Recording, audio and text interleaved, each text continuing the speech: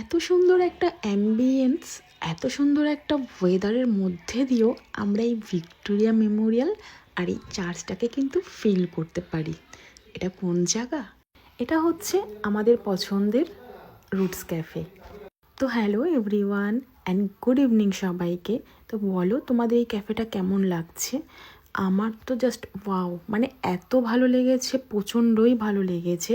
এটার অ্যাম্বিয়েন্স, সেদিনকার ওয়েদার আর খাবার, আর তার সাথে ভিক্টোরিয়া মেমোরিয়াল আর চার্চ। সেদিন আমরা পুরো প্ল্যানিং করে বেরিয়েছিলাম যে আমরা যদি যাই এই ক্যাফেতেই যাব।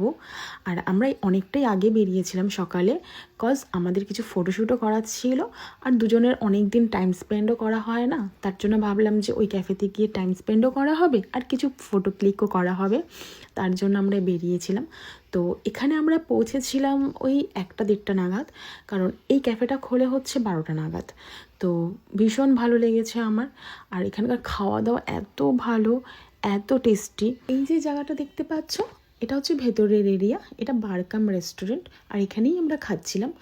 বেসিক্যালি আমরা ভেবেছিলাম বাইরে খাবো, তো ওটা 6টার পরে, ইভিনিংয়ে 6টার পর থেকে ওরা অ্যালাউ করে, দ্যাটস ওয়াই আমাদের ওখানে খাওয়া হয়নি। তো কোনো ব্যাপার নেই, ওরা আমাদেরকে বলেছিল আপনারা ফটোশ্যুট করতে পারেন, বাট খাওয়াটা আপনাদেরকে ভেতরেই খেতে হবে। তো ইটস ওকে, কোনো ব্যাপার না, ফটোশ্যুট করাটাই মেন।